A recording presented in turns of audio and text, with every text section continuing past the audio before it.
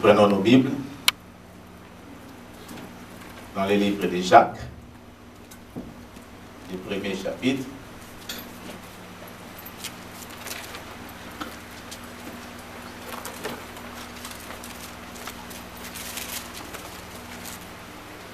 Jacques chapitre 1. Et nous lirons le 17e verset.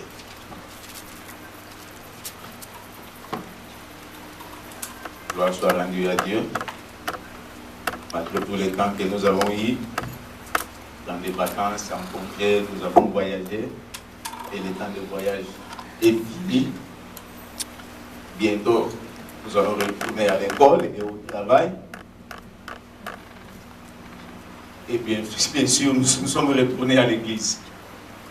Amen. Dans la maison de l'Éternel Dieu. Jacques chapitre 1, verset 17. Jacques chapitre 1, le 17e verset, là il est écrit: toute grâce excellente et tout don parfait descendent d'en haut, du Père des Lumières, chez lequel il n'y a ni changement, ni ombre de variation. Amen. Amen. Amen. Amen. Toute grâce excellente et tout don parfait vient d'en haut, du Père de lumière, chez lequel il n'y a ni changement, ni ombre de variation. Il y a des catégories ici. Lorsque on nous parle, la traduction française ne l'a pas traduit tel qu'il le faut ou tel qu'il fallait. En anglais, on nous dit tout don excellent et tout don parfait. Voilà la traduction, comment ça devait être. Donc, il y a deux catégories de dons. Il y a des dons qui sont excellents et il y a des dons qui sont parfaits. D'ailleurs, la grâce c'est quoi? La grâce, c'est un don que Dieu nous communique. C'est un don que Dieu t'a donné. Amen. Et nous allons chercher à y développer ce matin, selon les temps qui m'est donné. Deux catégories ou deux classifications de dons. Dons excellents, donc les dons qui sont bons, et les dons parfaits. Amen. Proverbe chapitre 18. Proverbe chapitre 18, le 16e verset.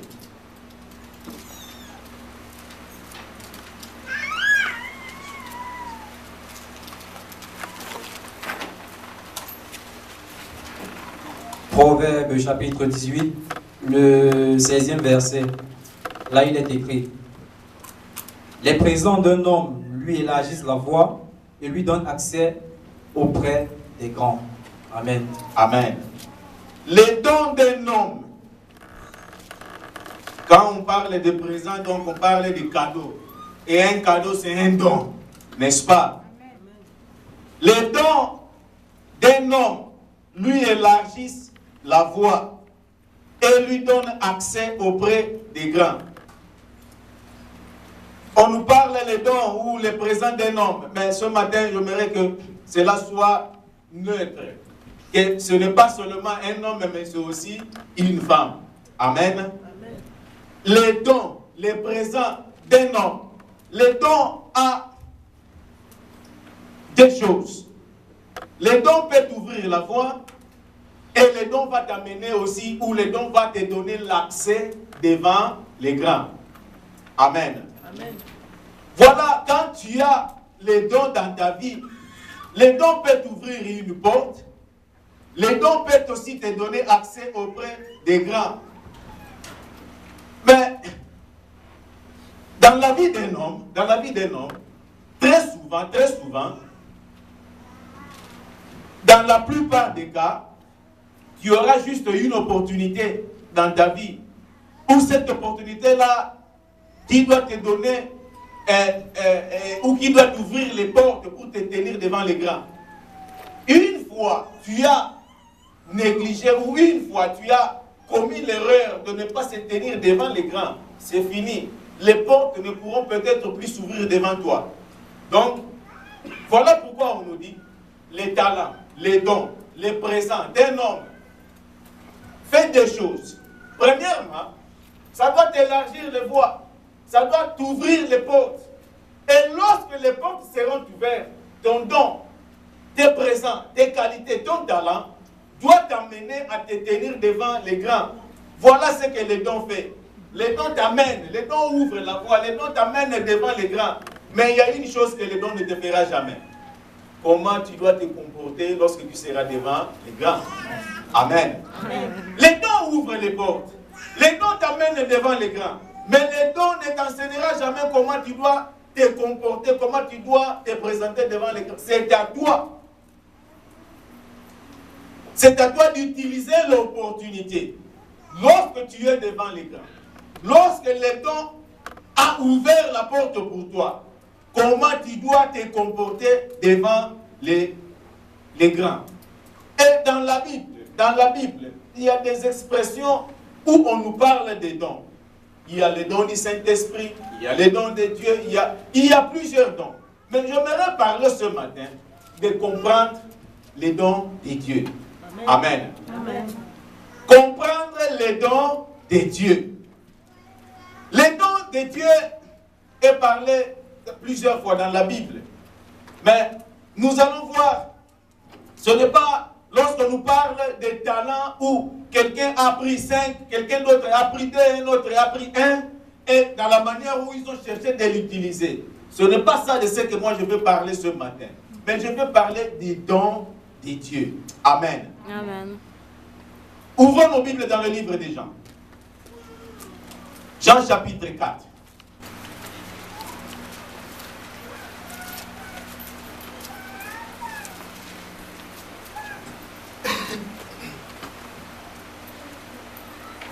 Le 9e et le 10e verset. Jean chapitre 4, versets 9 à 10. Là, il est écrit. La femme samaritaine lui dit, « Comment toi, qui es juif, me demandes-tu à boire, à moi qui suis une femme samaritaine ?» Les Juifs, en effet, n'ont pas de relation avec les Samaritains. Jésus lui répondit, « Si tu connaissais le don de Dieu et qui est celui qui te dit, donne-moi à boire, tu lui aurais toi-même demandé à boire et il t'aurait donné de l'eau vive. » Si tu connaissais les dons de Dieu. Amen. Voilà ce que je veux parler ce matin. Les dons de Dieu. Le terme don ou la parole don vient dans le mot grec est expliqué ou est défini de 4 manières.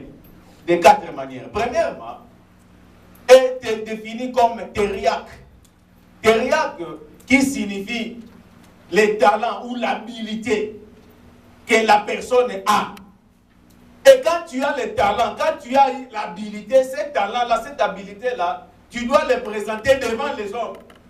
Teriak, et cela tire aussi racine du mot où nous avons théâtre. Donc, on présente quelque chose. Tu exhibes, tu es là en train d'exhiber quelque chose, ton talent, ce que toi tu as.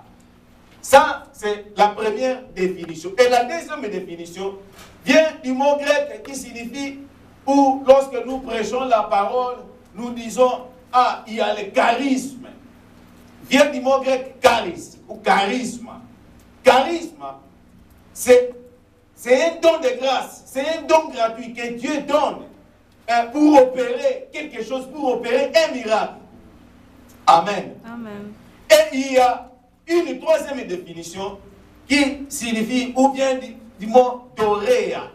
Doréa, c'est un don qu'on donne librement.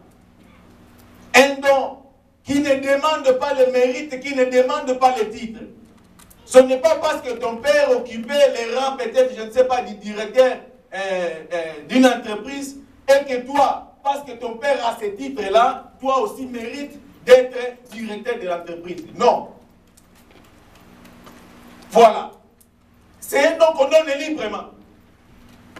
Ton père ne pouvait pas avoir un titre, mais toi, dans ta vie, Dieu peut te donner un titre pour t'élever dans un rang. C'est ce que nous appelons doréa. Et la quatrième définition du mot don vient toujours du mot grec doma.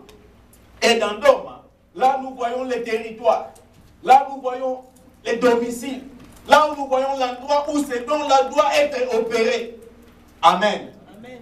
Lorsque tu as un don, ce don-là doit avoir un endroit où ça doit être exercé, où ça doit produire. Les dons de Dieu, Dieu ne donne pas son don pour que ce don-là reste comme ça. Lorsqu'il donne un don, c'est pour l'édification de son assemblée. Amen. Amen.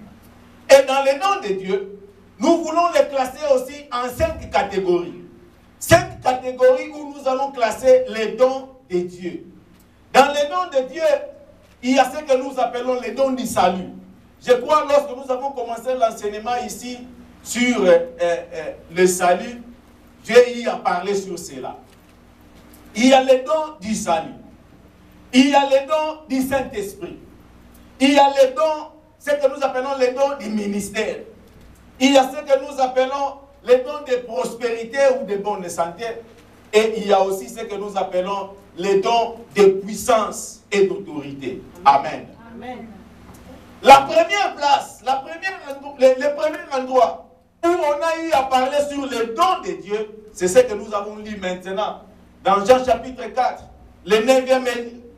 dans le 9e verset, Jésus vient et il dit, il demande de l'eau à la femme samaritaine.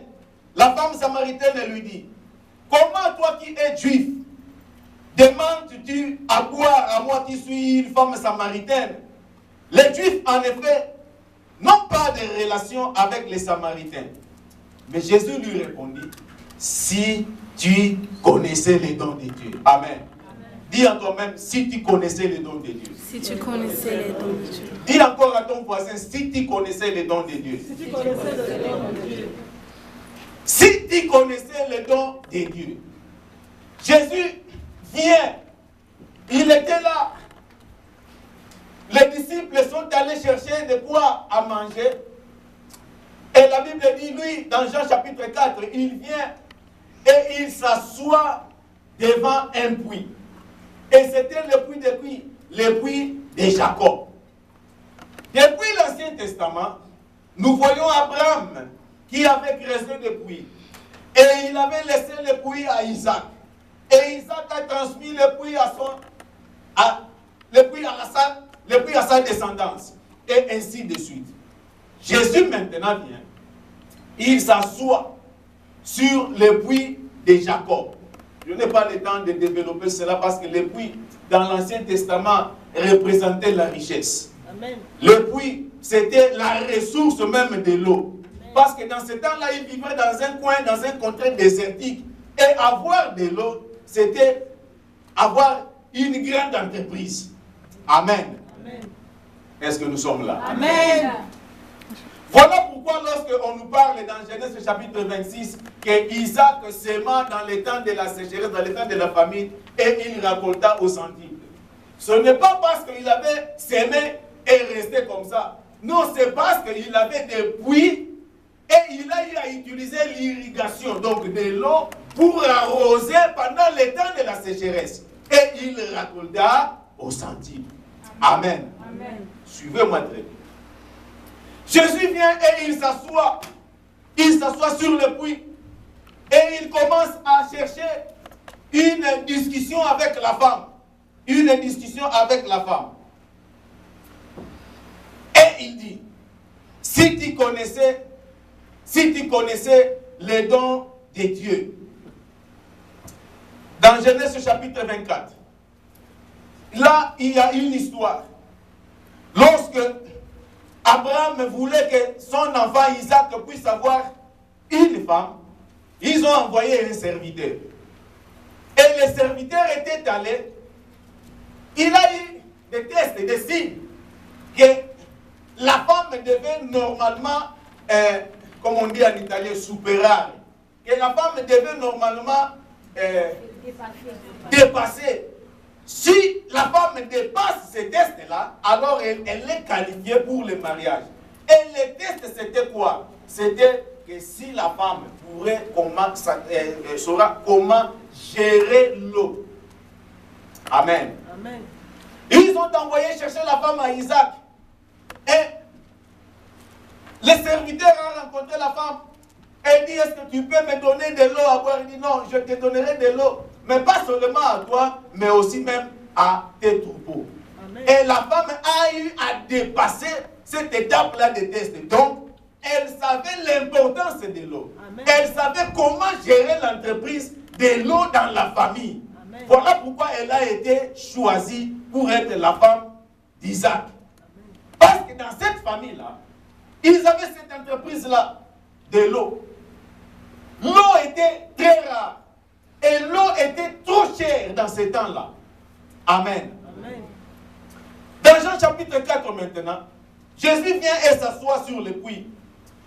Il dit, si tu connaissais les dons de Dieu, c'est un défi qu'il avait lancé à la femme.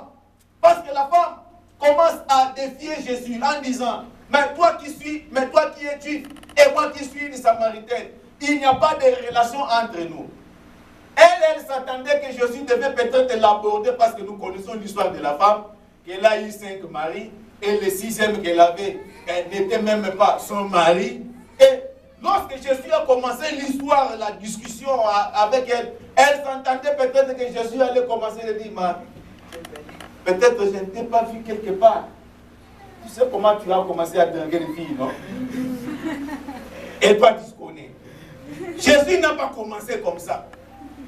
Jésus a dit, peux-tu me donner de l'eau à boire? Il dit, moi qui suis une femme samaritaine et toi qui es juif, il n'y a pas de relation entre juif et samaritain. Et toi, tu me demandes de l'eau à boire. Et Jésus lui dit, le 10e verset, si tu connaissais quoi? Si tu connaissais quoi? Dis d'abord les dons de Dieu. Les dons de Dieu. Dis-les encore. Les dons de Dieu. Si tu connaissais les dons de Dieu, toi-même, tu aurais demandé de l'eau et moi je t'aurais donné de l'eau à boire. Ce que Jésus cherchait dans la femme, ce n'était pas que Jésus cherchait de l'eau. Amen. Amen. Je vais t'expliquer plus tard ce que Jésus cherchait dans cette femme. Amen. Amen. Jésus, la Bible dit ceci. Continuons l'histoire. Jésus lui répondit, si tu connaissais les dons de Dieu, et qui est celui qui te dit, donne-moi à boire, tu l'aurais toi-même demandé à boire, et il t'aurait donné de l'eau vive. Seigneur, lui dit la femme, tu n'as rien pour puiser, et le puits est profond. Où aurais-je donc cette eau vive? Pourquoi le puits était profond? Le puits de Jacob, Jacob vient d'une histoire très loin. D'ailleurs, d'abord, il était le fils aimé de son père, Joseph. Joseph, lui, avait fait la robe, une tunique multicolore. Et c'est lui, à chaque fois, il avait toujours eu des rêves. Et pendant qu'il avait eu ses rêves, il les disait à ses frères. Et ses frères ont commencé à l'haïr encore beaucoup plus. Jusqu'à ce qu'un jour, il a eu un autre rêve où il a vu comment ses frères se courbaient devant lui, tout cela. Et ses frères ont dit, non, en tout cas, cette fois-ci, on va mettre fin à sa vie. Amen. Amen. Lorsque tu commenceras à avoir des rêves pour ton avenir, amen, sache que tu auras des ennemis. Amen. Et les ennemis ne seront peut-être pas les ennemis de l'extérieur. Ce seront peut-être les ennemis de ta propre maison. Amen. Est-ce que nous sommes là? Amen. Il commence à avoir des rêves. Et comme nous connaissons l'histoire, un jour, ses frères sont allés et lui, il les a suivis par après. Et de loin, ils ont dit, ah, regarde, les voyeurs, les visionnaires, les rêveurs sont en train de venir. Ils ont voulu comploter pour chercher à les tuer. Mais l'un de ses frères dit, non, ça ne sera pas juste de tuer cet homme ici. Il est un innocent. Nous allons le jeter dans un puits et nous allons aller dire à son père, à celui qui l'aime, à celui qui le traite bien, que ton enfant est mort. Ils ont jeté leur frère dans un puits. Le puits était profond. Voilà pourquoi c'est que Jésus a dit, la femme là a dit, mais le puits est profond et tu n'as rien pour puiser. Dans ce temps-là, le puits là était vide parce que leurs frères aussi étaient vides dans leur mentalité, dans leur vie. Ils n'avaient rien. ils étaient vides. Et ils ont comploté, ils ont tué un animal, ils ont pris la tunique de Jacob, ils l'ont imprégné, mouillé cela avec le sang d'un animal pour aller dire à ces pères-là, voilà ton enfant, celui-là, et les bêtes sauvages l'ont tué, et patati patata. Il a dit tout ce qu'il voulait dire. Et le père était resté triste. Pour le souvenir, pour se rappeler de son enfant, il a eu à acheter un terrain dans un pays de Sicar. Et là, il a creusé un puits. Amen. Amen. Et ce puits-là, c'était un puits profond pour se rappeler, pour se souvenir de son enfant. Et pendant 2000 ans après, Jésus-Christ est venu. Il vient, lui qui est le puits, la source intarissable d'eau vive. Il vient et il s'assoit sur le puits que nous appelons le puits de Jacob. Pendant plusieurs années, tu as eu à boire de cette eau-là. Moi, je viens mettre fin à ce qui est ancien et je suis maintenant moi. Voilà ce que Jésus voulait dire à cette femme-là. Je suis maintenant moi, la source intarissable de vie. Parce que si tu viens aujourd'hui puiser de l'eau, demain tu retourneras. Demain tu reviendras de la même manière. Mais l'eau que moi je te donnerai, cette eau-là, couleront de tes seins, couleront jusqu'à l'éternité. Amen. Ça n'aura pas de fin. Ça doit toujours continuer à couler. Parce que toi tu viens sur la source d'eau vive. Amen. Il s'assoit sur le puits. Il a mis fin. Il a fermé le puits. Que tu ne viennes plus le matin ou la midi ou le soir. Moi, parce que je serai en toi, tu auras la source d'eau vive à chaque instant. Amen. À chaque moment. Amen. Quand tu en auras besoin, il y aura toujours de l'eau qui sera là. Amen. Amen. Voilà ce que Jésus voulait. Et il parle avec la femme. Et la femme commence à dire à Jésus, Seigneur, tu n'as rien pour puiser. Et le puits est profond. D'où aurais-tu cette eau vive? Es-tu plus grand que notre père Jacob, qui nous a donné ce puits, qui en a bu lui-même, ainsi que ses fils et ses troupeaux? Jésus répondit, quiconque boit encore de cette eau ici aura encore soif. Mais celui qui boira de l'eau que moi je lui donnerai n'aura jamais soif.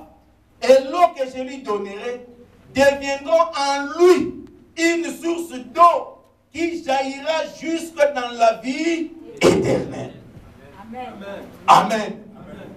Veux-tu avoir la source d'eau vive qui jaillit jusque dans la vie éternelle? C'est en Jésus-Christ. Amen. La femme lui dit, Seigneur, donne-moi toujours de cette eau, afin que je n'aie plus soif et que je ne vienne plus puiser ici. Parce que c'est un travail, c'est réveiller le matin. C'est un travail, venir ici tous les jours. C'est un travail, venir ici à midi. C'est un travail, venir ici le soir. D'ailleurs, avec ma condition, je ne peux pas venir puiser de l'eau trotter le matin parce que les gens savent que je suis une prostituée. Et je ne peux pas me mêler avec la foule. Déjà, les gens ont commencé à me qualifier. Les gens ont commencé à dire de tout ce qu'ils veulent sur ma vie. Je ne peux pas me mettre là. J'ai peur. J'ai mon air à moi, que moi je dois venir. Il dit, Seigneur, moi je ne te laisserai pas. Amen. Comme tu commences à le dire, donne-moi toujours de cette eau-là. Et il a commencé à amener Jésus dans un autre niveau. Jésus lui dit, va, lui dit Jésus, appelle ton mari et viens ici. C'est un problème. Elle, qui ne s'est jamais mariée, elle, que les gens savent qu'elle a eu 5 maris, et elle commence à dire, la femme lui répondit, je n'ai point de mari. Jésus lui dit, tu as raison de dire, je n'ai point de mari, car tu as eu 5. Et Jésus, ils ne se sont jamais rencontrés dans leur vie. Pour la première fois, Et Jésus lui révèle que tu as eu 5 maris. Amen. Et c'est celui-là qui connaît ma vie, jusque dans les moindres détails. Amen. Amen. Amen.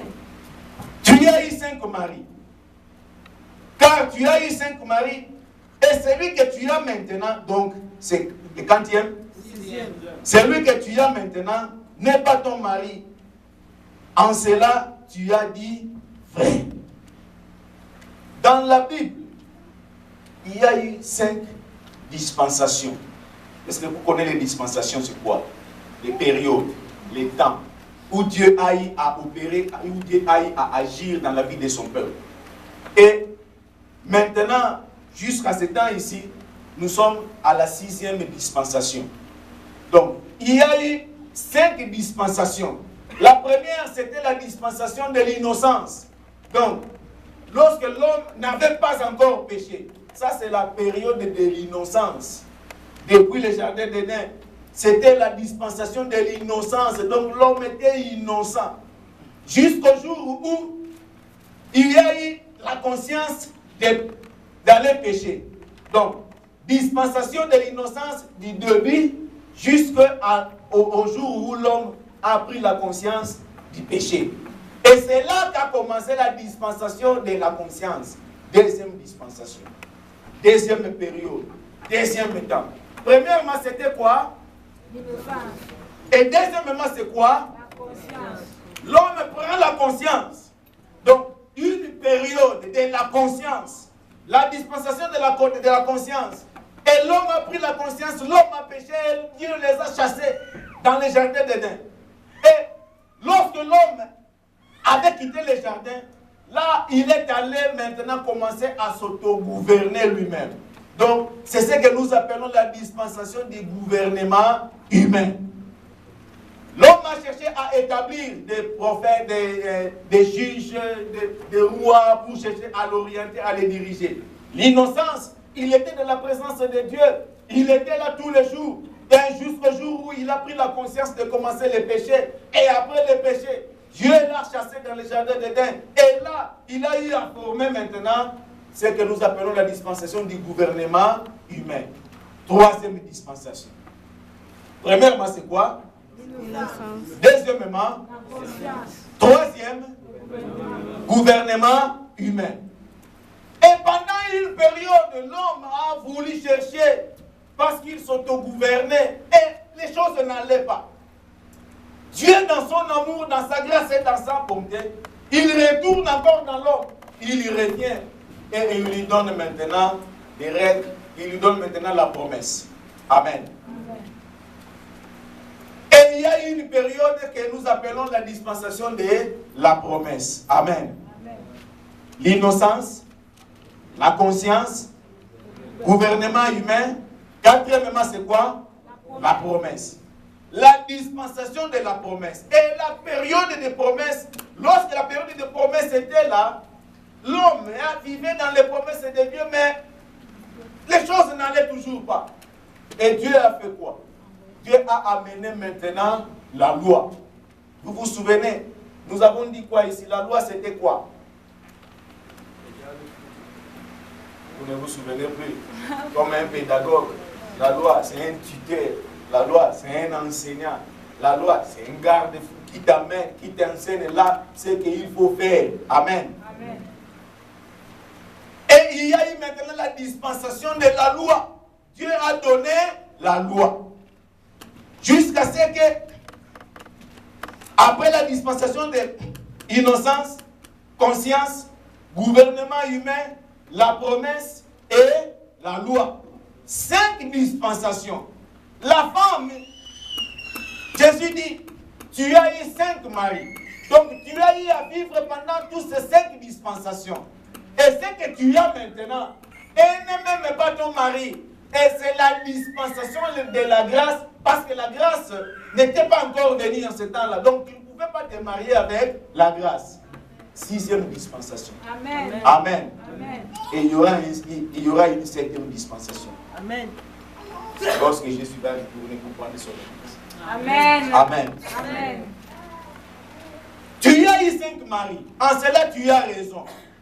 Mais celui que tu vis maintenant, n'aime même pas aussi ton mari, parce que la grâce n'est pas là. Tu ne peux pas te marier avec la grâce. Jésus lui dit maintenant, tu es ce genre-là de l'épouse que moi je suis en train de chercher. Si tu connaissais les dons de Dieu. La femme a eu à parler avec Jésus, mais elle ne s'était pas connue qui elle était en réalité. Voilà pourquoi Jésus lui dit, si tu connaissais les dons de Dieu, va appeler ton mari. Il dit, non, je n'ai pas de mari. Il dit, car c'est là que tu as dit vrai, parce que tu as eu 5. Et ce que tu as maintenant, et le 6e n'est même pas aussi ton mari. Jésus a entamé la conversation avec la femme, non parce que Jésus voulait de l'autre, mais parce que Jésus cherchait une épouse.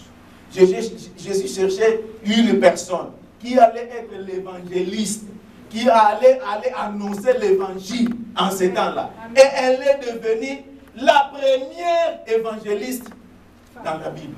Amen. Amen.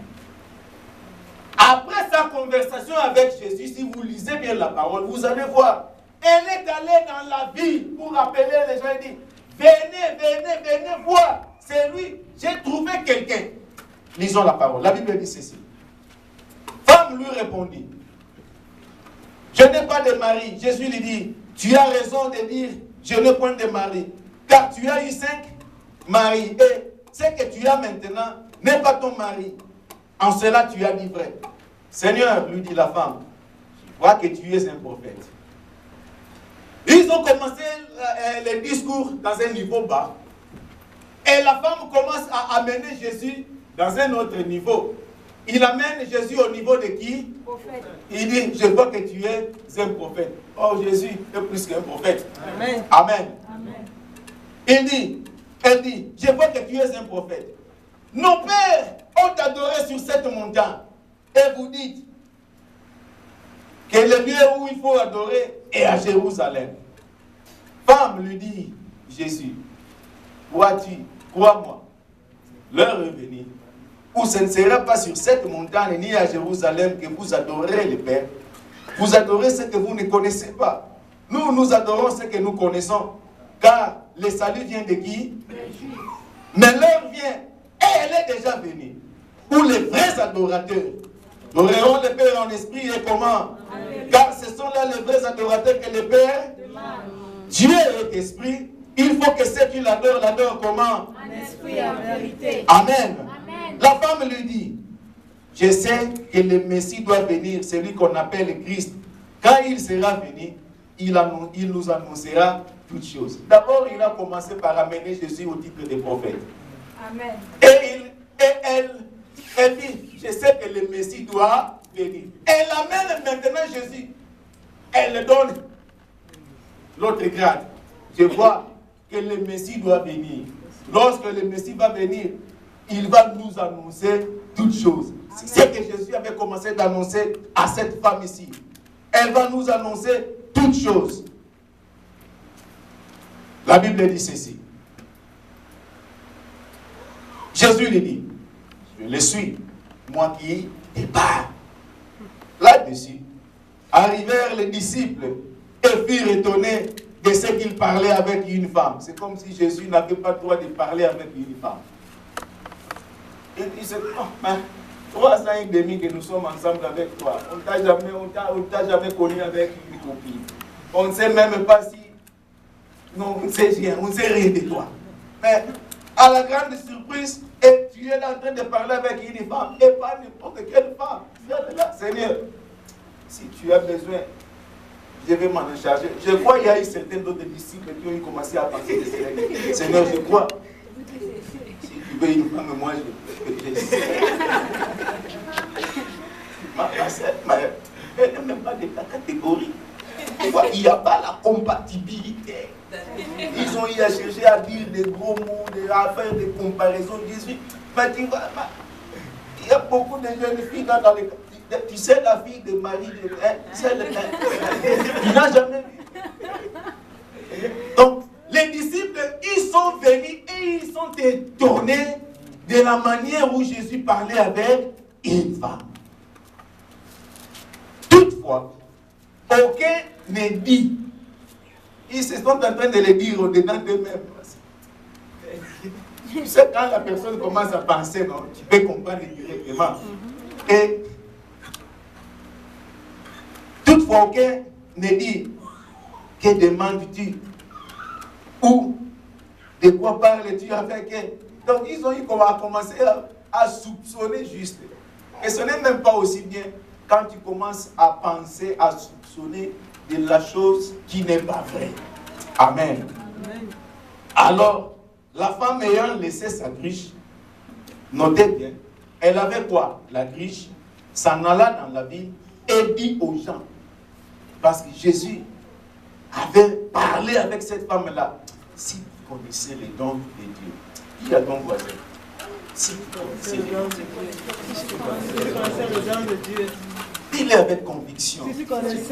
Si tu connaissais les dons de Dieu. La femme est allée à la ville et elle a eu à parler avec plusieurs. Et elle a eu à amener beaucoup de monde au devant de Jésus. Il y a beaucoup en toi. Il y a beaucoup de choses dans ta vie. Amen. Si tu connaissais les dons de Dieu, Dieu a mis des potentialités et des capacités en toi. Amen. Si tu connaissais seulement les dons de Dieu, Dieu a mis en toi cette belle voix pour chanter. Mais tu es là, tu te restes. Mais tu es là, tu t'arrêtes, tu restes. Et d'aller annoncer la bonne nouvelle. Si tu connaissais les dons de Dieu, il te suffit juste d'ouvrir ta bouche et de parler, et tu verras comment les gens doivent être sauvés. Amen. Mais tu fermes encore ta bouche. Amen. Si tu connaissais les dons de Dieu. Amen. Si tu connaissais les dons de Dieu. Éphésiens chapitre 2. Nous avons classé cela en 5 catégories. Les dons du salut, les dons du Saint-Esprit, les dons du ministère, les dons de la prospérité, les dons de la santé. Et le 5e, c'est les dons de l'autorité et de la puissance. Premièrement, le don du salut. Éphésiens chapitre 2. Le 8e verset. Toujours pour ceux-là qui étaient là pendant qu'on faisait l'étude biblique. Nous avons dit quoi dans Éphésiens chapitre 2, le 8e verset. Éphésiens chapitre 2, verset 8. Car c'est par la grâce que vous êtes sauvés par le moyen de la foi. Et cela ne vient pas de vous, c'est le don de Dieu. C'est le don de qui? De Dieu. Le salut, c'est le don de Dieu. Amen. Si tu connaissais le don de Dieu, donc si tu connais le don de Dieu, tu seras sauvé. Amen. Car le salut, c'est le don de qui? De Dieu. C'est par la grâce que nous sommes sauvés au moyen de la foi. Et cela ne vient pas de toi. Cela ne vient pas de tes efforts. C'est un don de Dieu. Le salut, c'est le don de Dieu. Romains chapitre 6, verset 23. Pendant que tu lis Romains chapitre 6, le verset 23, tu dois aussi préparer 2 Timothée chapitre 1, verset 6.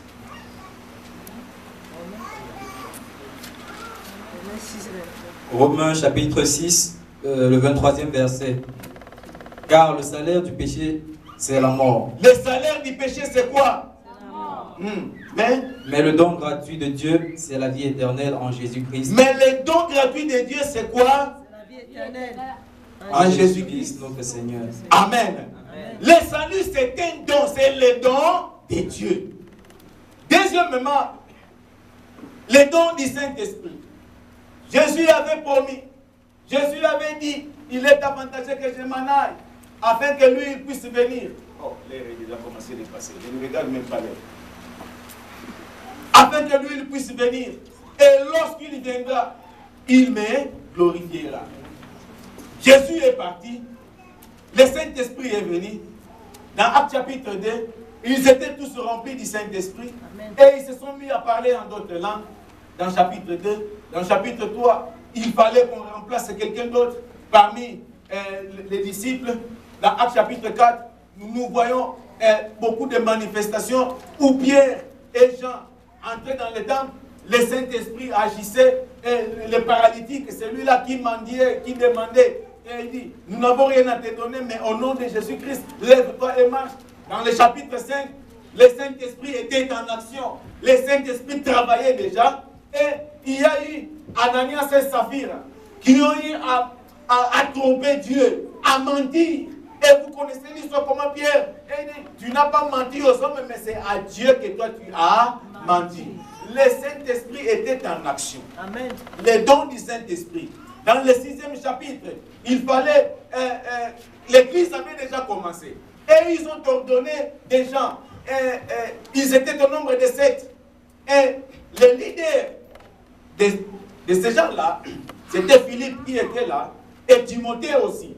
Et dans le 8e chapitre, le 7e chapitre ou le 8e chapitre,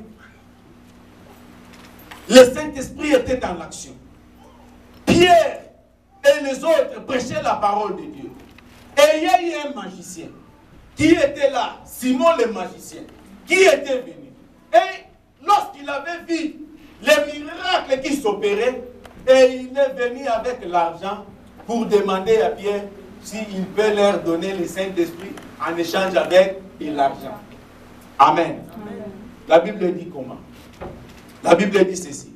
Dans Actes chapitre 8, je crois. Actes des Apôtres chapitre 8.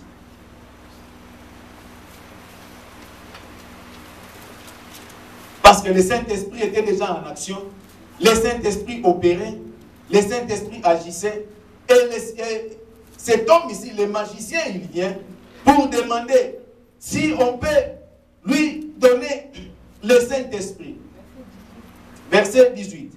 Acte chapitre 8, le 18e verset.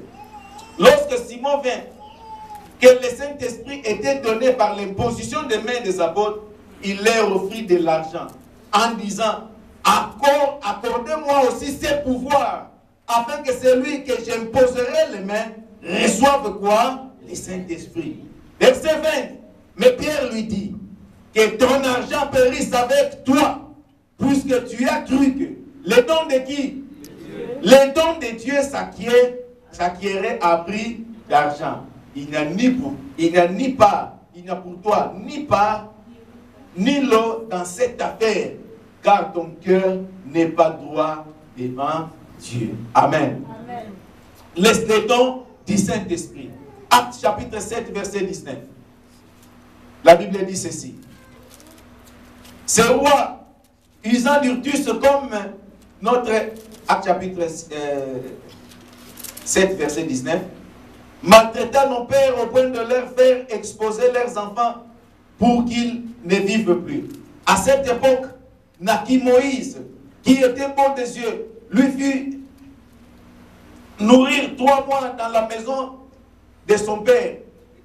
J'ai pris ce livre ici, ce texte ici, pourquoi? Parce que le Saint-Esprit était en action, le Saint-Esprit était en œuvre, et Étienne s'est mis debout, il a eu à commencer à parler aux gens qui étaient là, à la foule. Voilà, c'est Jésus que Dieu avait donné. Vous l'avez tué. Et il a eu à parler depuis le temps de Moïse jusqu'au temps de Jésus. Ils ont dit non, nous ne pouvons plus t'entendre, nous ne pouvons plus t'écouter maintenant. Et ils ont lapidé, ils ont tué Étienne. Parce qu'Étienne parlait de la vérité, parce qu'Étienne parlait du Saint-Esprit. Les dons du Saint-Esprit. Et troisièmement, faute de temps, je vais essayer d'aller plus vite, les dons du ministère. 1 Corinthiens chapitre 7, verset 7. La Bible dit ceci.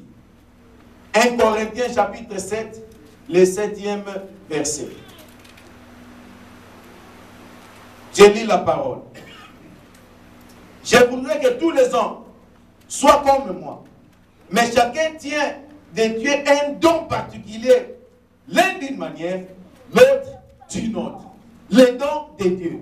Nous avons des dons différents. Voilà ce que je voulais dire ici auparavant. Que ce n'est pas des dons que Jésus a dit des talents. Tu peux avoir 5 talents, mais tu pourras manquer quelque chose quelque part. Amen. Tu pourras avoir 2 talents, mais quelque part tu pourras aussi en manquer quelque chose. Amen. Et voilà pourquoi, avec les talents et les dons que nous avons, nous nous complétons nous-mêmes. Parce qu'il n'y a personne qui est complet. On se complète, même si on te donne 5 talents. Tu en as tous les talents. Mais quelque part, avec les 5, tu en auras toujours besoin de quelqu'un d'autre. Amen. Et c'est ce que l'apôtre Paul est en train de dire ici. sur les dons du ministère. Je voudrais que vous soyez comme moi, mais que chacun, selon les dons de Dieu que lui a donné. Tu as les dons d'exhortation, exhorte. Tu as les dons de la prophétie, prophétise. Tu as les dons de la libéralité, donne. En n'importe quel domaine que Dieu t'envoie, agis, opère selon les dons que Dieu t'a donnés, les dons du ministère. Et dans 2 Timothée maintenant, le premier chapitre, le 6e verset, il parle à Timothée. Il dit ceci à Timothée. 2 Timothée chapitre 1, le 6e verset. 2 Timothée chapitre 1, le 6e verset, là il est écrit. Si nous sommes affligés, 2 Timothée.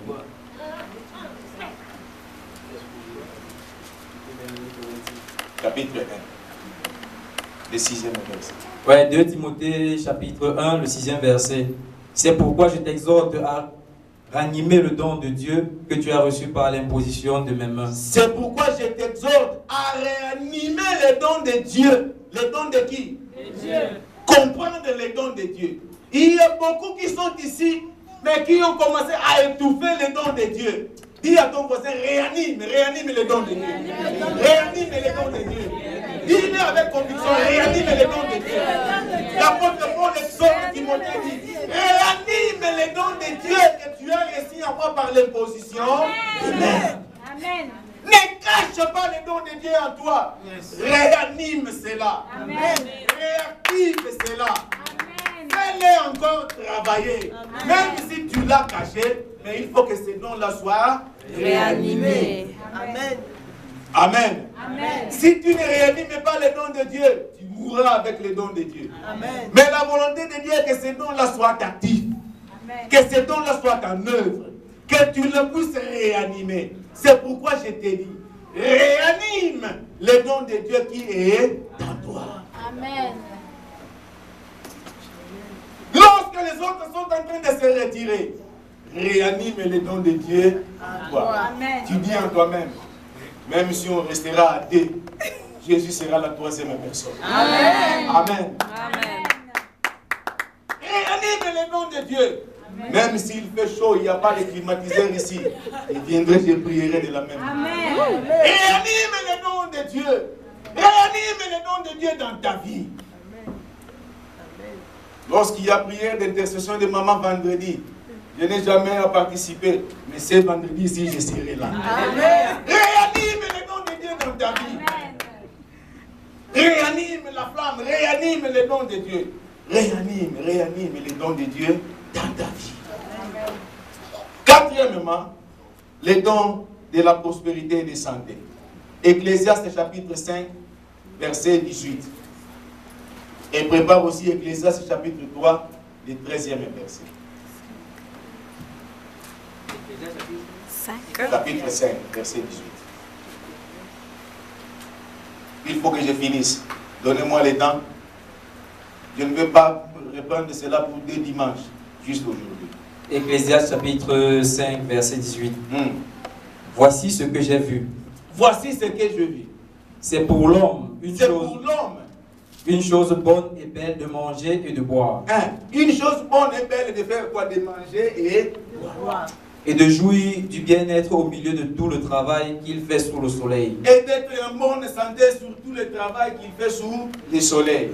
Pendant le nombre des jours de vie que Dieu lui a donné. Car c'est là sa part. Ma prière est que Dieu te donne beaucoup de jours dans ta vie. Amen. Afin que tu puisses jouir de tout ce que toi tu es en train de travailler maintenant. Amen. Amen.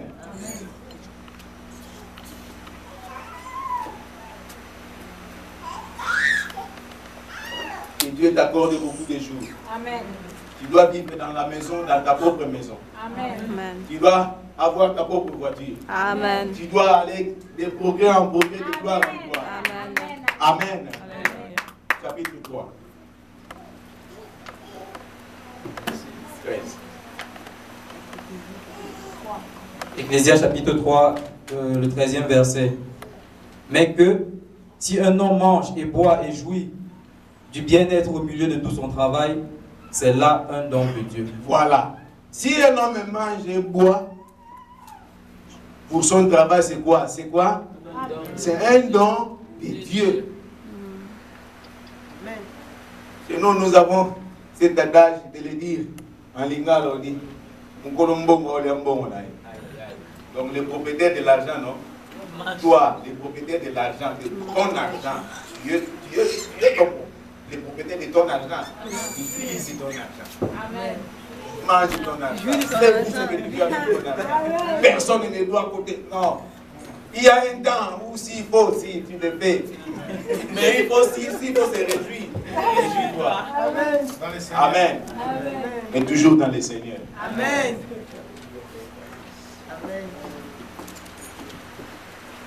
Job chapitre 22, verset 24.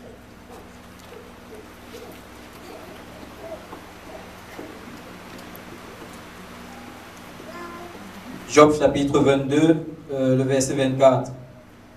Jette l'or dans la poussière, l'or d'Ophir parmi les cailloux des torrents.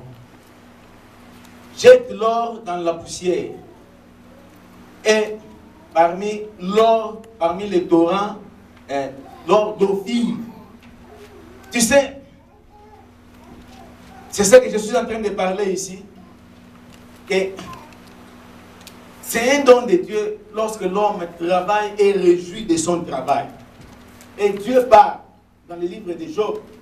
Il dit, il te donnera de l'or comme la poussière.